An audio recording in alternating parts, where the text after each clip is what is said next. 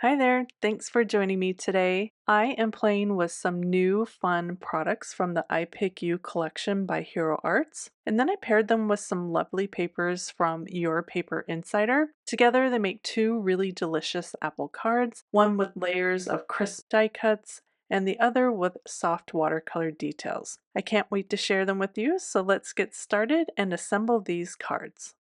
Here's a look at all the papers I'll be using today. This is the Your Paper Insider Box 12. Has that really pretty shiny red, this textured green, and a wood grain paper that I thought would go really well with the apple theme from Hero Arts. This wood grain paper is kind of thin, so I'm just going to mount it on my card base. This is just an A2 4¼ by 5½ card base, and I'm just going to apply that with some tape adhesive. You could use whatever your preferred adhesive, liquid glue, whatever, it works. All right, so let's do some die cutting. I'm starting out with the apple frame die set. It has this fun circular frame of branches and apples. I'm going to center that in my green cardstock. You want to make sure that it is in the center of a 4¼ by 5½ inch piece of paper. There's no die cut border, so you want to make sure that there is a slight border around the die so you do have a border that fits the front of your card. Next, I'm going to cut 4 sets of apples from the shiny red paper, 4 sets of flowers from some white cardstock, and then I also have some shiny yellow paper from the box that I'm going to cut 4 sets of flowers centers from. I have all my flowers die cut and laid out, and now I'm just going to glue those yellow centers to the middle of the flowers. Super easy, just going to use some liquid adhesive and then a little picker-upper tool and then glue those together. This is just a fun way to get a little bit of shine to the center of those flowers. Next, I'm going to add a little bit of shading to each of the apples using a distress watercolor pencil and a water brush. This is in the color Aged Mahogany. You could do ink blending, you could do Copic coloring. I just like a little bit of dimension to those apples, and I thought this would be a super easy way to add a little bit of color. Let's do the same thing to our die cut background. This is the color Ground Espresso, and I'm just going to do the branch parts of this background, which there isn't much, but it does create that contrast and gives you the idea that those branches are there. This layered over that green very well. I did have to do a couple spots twice after it dried. I came back over it just to increase that intensity and hide that green a little bit more. Next, let's add some shadow to the leaves. And I'm just doing this really simply. I don't mind that there's a big contrast. I'm not looking for a perfect blend. I just like that idea that there's some shadow involved in the background, so it's not so flat. The watercolor just kind of adds a little bit of shadow and dimension and interest to those leaves, again, just so it's not all one color and so flat. What I also like about the watercolor is that it's a bit sheer and it really picks up the texture that's in the cardstock, which is really fun. Just going to set all that to the side and do a little bit of stamping for our sentiment, Your Golden Stamp and Die set. I'm using the Have a Delicious Day sentiment. I just thought it was a great play on the delicious apples, the red apples that I was using. And then it's also great for almost any occasion that you want to celebrate, like a birthday or just a happy hello or just anything to brighten somebody's day. I stamped that on some Hammermill cardstock using VersaFine Clair ink in Pinecone, and then I'll just die cut that out with the coordinating die. So let's start assembling. I'm just going to glue this frame down onto my card front using liquid adhesive. I just find that to be the easiest. You could also pop this up with some foam adhesive. I just really like to make my cards a bit flatter nowadays. They're just lighter and easier to mail. I also like how the liquid adhesive gives me a little bit of wiggle room so I can center this on my card front. And then you can also see how leaving that border around your die creates a nice crisp edge to the front of your card. Next, let's just glue on our apples. I'm using the smaller and the bigger apples, kind of coordinating with what's in the background die, kind of changing the directions and following what the die has already built into it. And then I'm just going to add on a few of the flowers as well. And then I'm going to lift up the petals to add a bit of dimension. So I'm only gluing the insides and then lifting up the edges of those petals. And then last, we just need to put our sentiment right in the center to finish off card number 1.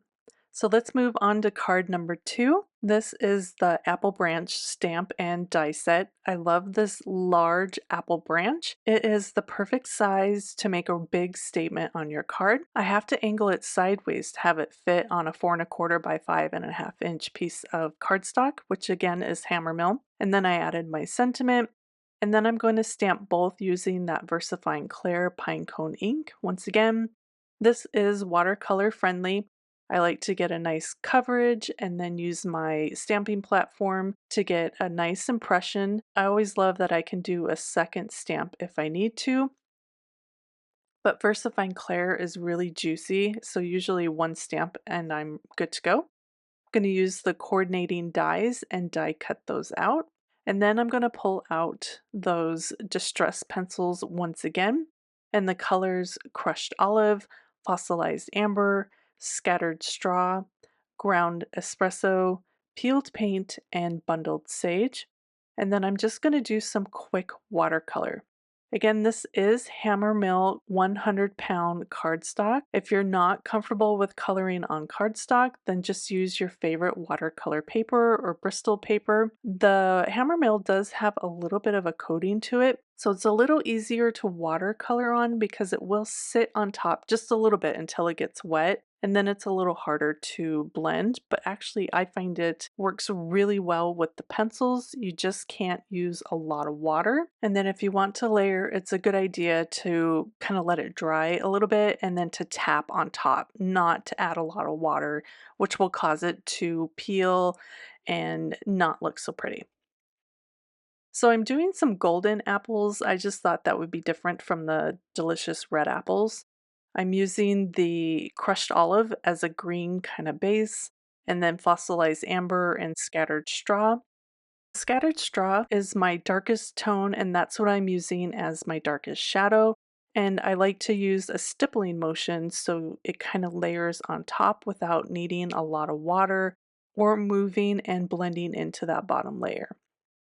I did leave a lot of white space, and then as I started to build up that color, it kind of spread it out a little bit more, but I like that dimension so it kind of builds in a highlight so I don't have to try and think about it. I like to use a baby wipe to clean my brush off between colors. So once my apples were done, I moved on to the leaves and I used peeled paint and bundled sage. I just did an overall light wash of that peeled paint on all the leaves, and then I'll come back in with bundled sage, mainly at the base of the leaves or under that bottom line, and that will create the shadow. I forgot to show you the coloring of the branches, but I did use ground espresso for the branches that you'll see later in the finished card.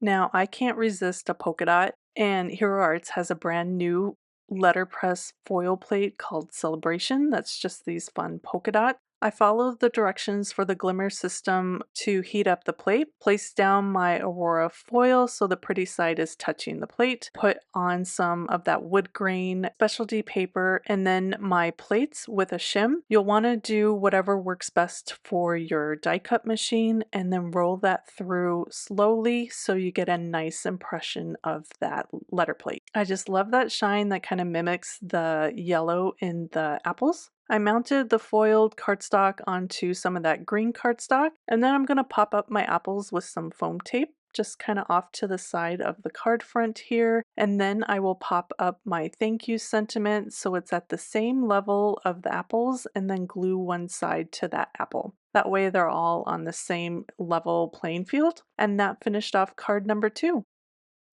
Here's a look at the final cards. The first one shows off that gorgeous apple frame die layered with rich specialty papers. The second card features the elegant apple branch, softly watercolored for a fresh picked look, plus a little bit of sparkle from the foiled polka dot background. All the supplies are listed on my blog at dollhouse-designs.com. Thank you so much for watching. Be sure to like and subscribe if you enjoyed, and I hope to see you again soon for another video. Bye!